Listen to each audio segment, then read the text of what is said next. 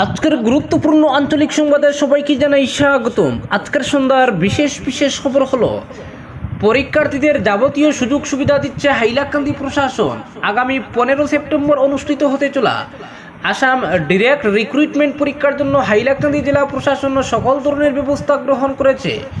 সংবাদ মাধ্যমকে দেওয়া এক সাক্ষাৎকারে হাইলাকান্দি জেলা শাসক নিসর্গ হিবারে জানান যে রবিবার রিক্রুটমেন্ট পরীক্ষায় হাইলাকান্দি জেলার 19,500 পরীক্ষার্থী অংশ নেবেন। এর মধ্যে 19,000 পরীক্ষার্থী কাছাড় জেলায় ও বাকি 500 করিমগঞ্জ জেলার পরীক্ষা কেন্দ্রে অবতীর্ণ হবেন।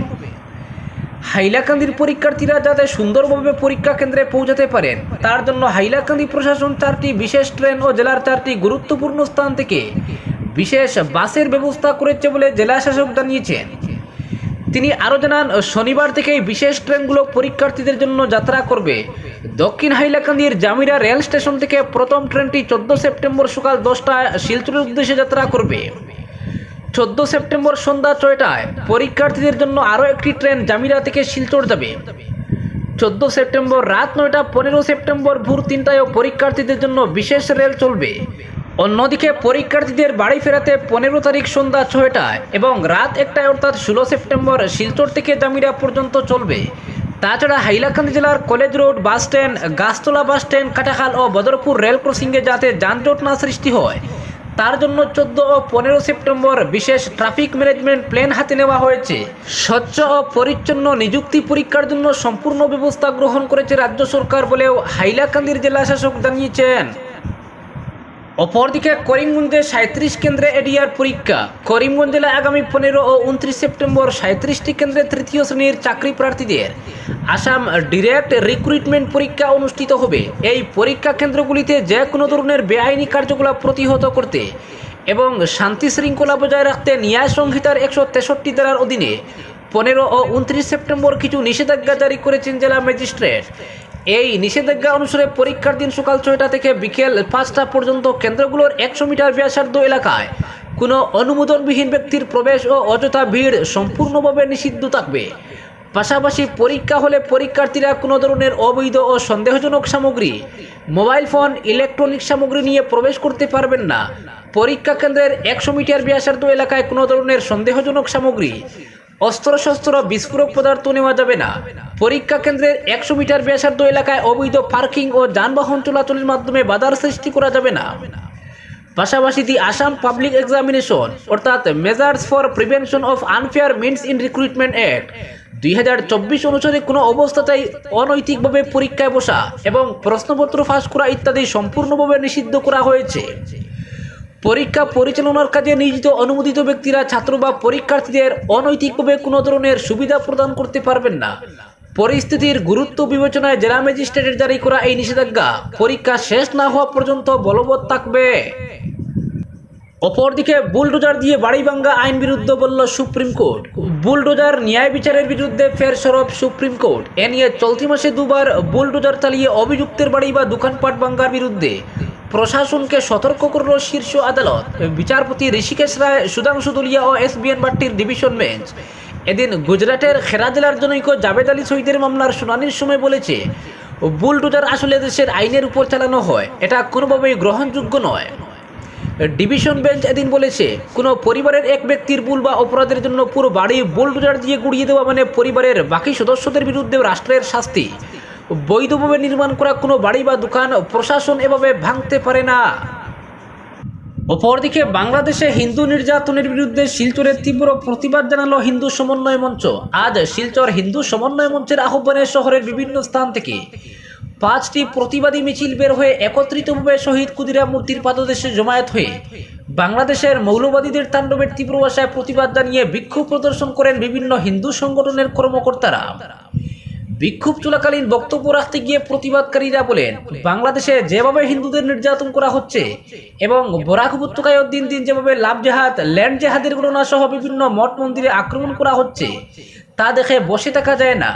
এ নিয়ে হিন্দু সমন্বয় মঞ্চের আহ্বায়করা আহ্বান জানান, এগুলির প্রতিবাদে শুধুমাত্র হিন্দু সমাজ নয়, অন্যান্য সমাজের প্রতিনিধিরা এ বিষয়ে যেন মুখ খুলেন, অন্যায়ের প্রতিবাদ করেন এই আহ্বান রাখেন তারা। বাংলাদেশের সরকারকে তীব্র ভাষায় ধিক্কার জানান এবং বাংলাদেশের ছাত্র আন্দোলনের নামে মৌলবাদী সংগঠনের দ্বারা হিন্দু মা বোনেদের উপর অত্যাচার চালাচ্ছে তা কোনো মতে মেনে নেওয়া যাবে না বলে জানান এবং হিন্দুদের উপর নির্যাতন বন্ধ করা সহ বিভিন্ন দাবিতে জেলা আয়ুক্তের কাছে একটি স্মারকপত্র প্রদান করা হয়। অপরদিকে হৃৎপিণ্ডের ত্রুটি ও বোন মেরো ট্রান্সপ্ল্যান্টেশন শনাক্তকরণে পাতারকান্দির 28টি শিশুকে নিয়ে যাওয়া হলো অস্ত্রোপচারের জন্য। সরকারি খরচে সম্প্রতি শিলচর মেডিকেল কলেজ হাসপাতালে পাতারকান্দির 16 শিশুর হৃৎপিণ্ডের ত্রুটি ও 12 শিশুর বোন মেরো ট্রান্সপ্ল্যান্টেশন শনাক্তকরণ কর্মসূচি সফলভাবে সম্পন্ন হলো এবং আগামীতে দেশের বিভিন্ন মহানগরীতে এদের সরকারি খরচে অভিজ্ঞ চিকিৎসকের হাত দিয়ে এই শিশুদের অস্ত্রোপচার হবে বলে জানালেন রাষ্ট্রীয় শিশু স্বাস্থ্য কর্মসূচির পাতারকান্দি ব্লক কোঅর্ডিনেটর সঞ্জয় ভট্টাচার্য। বৃহস্পতিবার তিনি এ নিয়ে এক সাক্ষাৎকারে বলেন, এনএইচএম এর রাষ্ট্রীয় শিশু স্বাস্থ্য কর্মসূচির অধীনে হৃৎপিণ্ডের ত্রুটি ও স্নেহস্পর্শ প্রকল্পের আওতায় মুখ্যমন্ত্রী হিমন্ত বিশ্ব শর্মার উদ্যোগে রাজ্যের অন্যান্য স্থানের সঙ্গে বৃহত্তর বরাক উপত্যকার শিলচর মেডিকেল কলেজে গত সোমবার ও মঙ্গলবার হৃৎপিণ্ডের ত্রুটি ও বোন মেরো ট্রান্সপ্ল্যান্টেশন শনাক্তকরণ কর্মসূচি সফলভাবে সম্পন্ন হয়। স্বাস্থ্য বিভাগের এক নির্দেশ মতে এদিন তার নেতৃত্বে পাতারকান্দি ব্লক প্রাথমিক স্বাস্থ্য কেন্দ্র থেকেও এই দুদিন পৃথকভাবে পূর্বের তালিকাভুক্ত রোগী সহ অভিভাবকদের নিয়ে শিলচর মেডিকেল কলেজে ছুটে যান। সেখানে দেশের প্রতিষ্ঠিত চিকিৎসালয় নারায়ণা হৃদয়ালয়ের কলকাতা, মুম্বাই, বেঙ্গালুরু ও গুয়াহাটির ইউনিটের বিশেষজ্ঞ চিকিৎসকের সহযোগিতায় এই শনাক্ত শিবির সম্পন্ন হয়।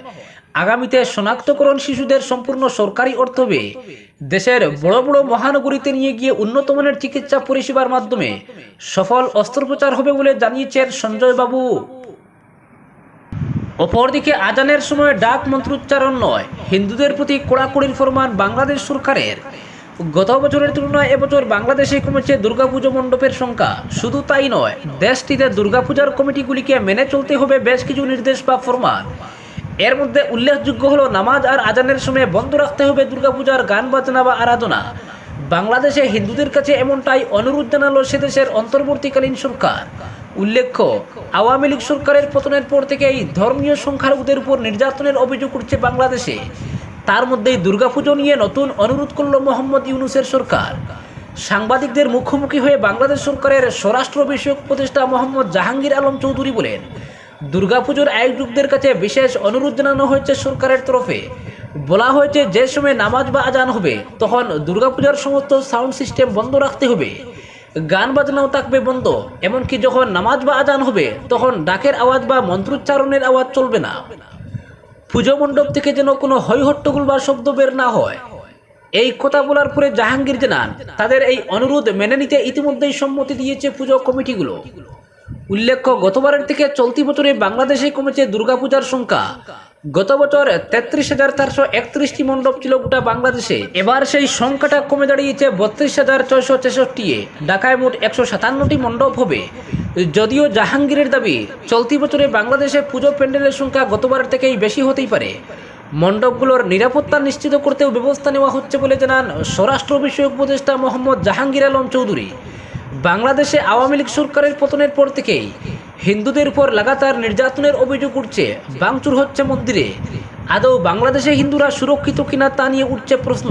তবে এদিনের সাংবাদিক বৈঠকে এমন প্রশ্ন এড়িয়ে যান জাহাঙ্গীর। তার কথায়, সাম্প্রদায়িক সম্প্রীতি রয়েছে বাংলাদেশে, সেই সম্প্রীতি ধ্বংস হয় এমন কাজ কেউ করবেন না। পুজোর সময় শান্তি বজায় রাখতে ব্যবস্থা নেওয়া হবে বলেও আশ্বাস দিয়েছেন মোহাম্মদ জাহাঙ্গীর আলম চৌধুরী।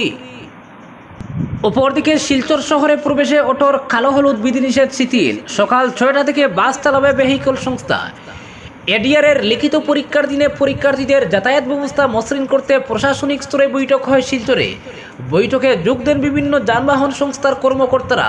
পরীক্ষার্থীদের যাতায়াতে যাতে কোনো অসুবিধা না হয় সে ব্যাপারে সবার সহযোগিতা চেয়েছে প্রশাসন। এর মধ্যে উল্লেখযোগ্য বিষয় হচ্ছে, অটোরিকশা শিলচর শহরে চলাচলের ক্ষেত্রে কালো হলুদ রং নিয়ে নিষেধাজ্ঞা ওই দিনের জন্য শিথিল করা হয়েছে। একটি সূত্রে এই খবর জানা গেছে। এডিআরের লিখিত পরীক্ষা 15 সেপ্টেম্বর রবিবার। কাছাড়ে পরীক্ষা কেন্দ্র 142। হাইলাকান্দি, করিমগঞ্জেরও কয়েক হাজার পরীক্ষার্থী আসবেন কাছাড়ে। এর জন্য বিশেষ ট্রেন চালাবে রেল। চাকরি প্রার্থীদের গন্তব্যে পৌঁছতে যাতে কোনো অসুবিধা না হয় তার জন্য প্রয়োজনীয় সব ধরনের ব্যবস্থা গ্রহণ করেছে কাছাড় প্রশাসন। মুদ্রা কথা, বিষয়টি নিয়ে নড়ে চড়ে বসেছে কাছাড় প্রশাসন। বৃহস্পতিবার বরাকের 3 জেলার প্রশাসনিক কর্মকর্তাদের বৈঠক হয় শিলচর ডিসি অফিসে। এতে বলা হয়েছে, অটোরিকশা চলাচলের ক্ষেত্রে ওই দিন কোনো বিধিনিষেধ থাকবে না। কালোহুডের অটোরিকশা পরীক্ষার্থীদের নিয়ে ঢুকতে পারবে শহরে। চলাচলের ক্ষেত্রে নির্ধারিত ব্যাসার্ধ এদিন শিথিল থাকবে। বৈঠকে অটোরিকশা সংস্থার কর্মকর্তাদের পরামর্শে এমন সিদ্ধান্ত গ্রহণ করা হয়েছে। একথা জানিয়েছেন অটো কোঅর্ডিনেশন কমিটির সভাপতি বিকাশ ভট্টাচার্য। তিনি এও জানান, রেল স্টেশনে পার্কিংয়ের ক্ষেত্রে এদিন ফিস দিতে হবে অটোরিকশা চালকদের, এমন সিদ্ধান্ত গ্রহণ করা হয়েছে। বলেন, শিলচরে যে বিশেষ ট্রেনগুলো ঢুকবে ওই ট্রেনের যাত্রীরা যাতে নিরাপদে গন্তব্যে পৌঁছাতে পারেন তার জন্য সব ধরনের সাহায্য সহযোগিতা চেয়েছে প্রশাসন। কাচার ট্রান্সপোর্ট ভেহিকল সংস্থার সাধারণ সম্পাদক কিশোর ভট্টাচার্য জানিয়েছেন, ওই দিন সকাল 6টা থেকে সবকটি স্ট্যান্ড থেকে চলবে যাত্রীবাহী বাস।